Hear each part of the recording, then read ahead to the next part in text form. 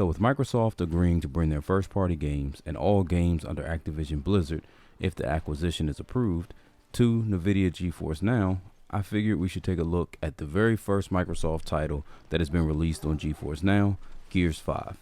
Honestly, for the first game, it is very fitting that it would be either Gears or Halo, since those two games are synonymous with Microsoft or Xbox, however you want to look at it. I'm pretty happy they chose Gears 5 instead of Halo though, since they probably would have brought over Halo Infinite, and that game really never became what fans anticipated it would be. Gears 5 not only feels more polished than Halo Infinite, but also I feel allows you to really see how good a game of this nature can run on GeForce Now. Gears has some beautiful environments with plenty of lighting effects and of course massively gory battles that really shows off the graphical fidelity you can get on GeForce Now Ultimate.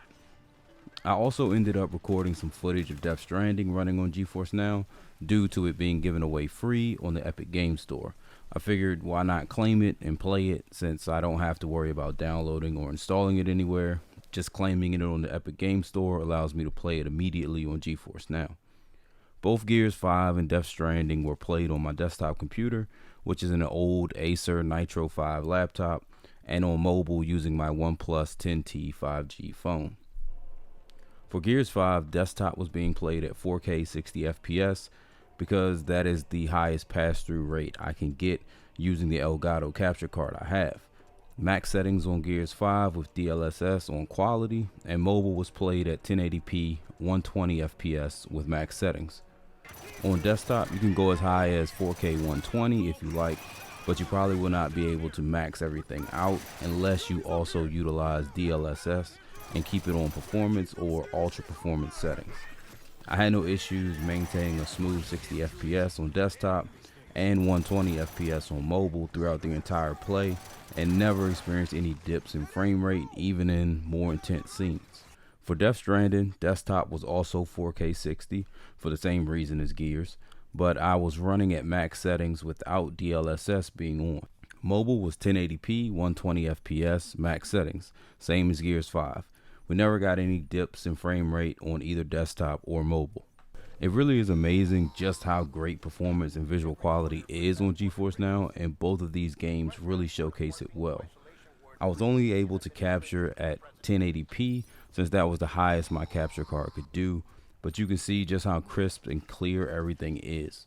On the mobile side, I used a built-in screen recorder to capture footage, so that might have slight blemishes due to being blown up from the screen size it was recorded on.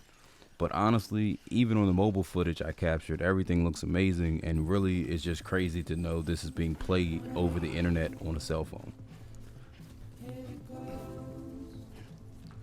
I honestly can't wait until I get my hands on the new ROG Ally, which is what I think will be a great all-in-one device for gamers like myself who utilize GeForce Now.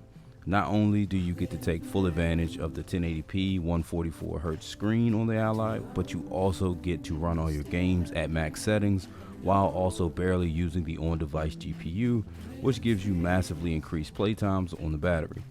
Also, in instances when you are not near a stable internet connection, you can still play your games using the device's hardware, albeit at lower frame rate and resolution, but it can still hold you over until you get back to somewhere with good internet again.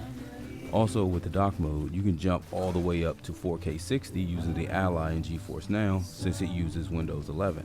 You cannot use the 4K 120, however, due to the Ally using HDMI 2.0 instead of 2.1, but you can play at 1440p and use 120 FPS there.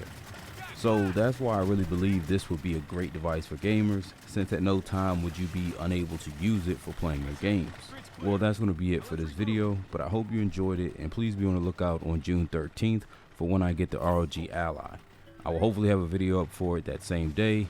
As always, thanks for supporting the channel. Peace.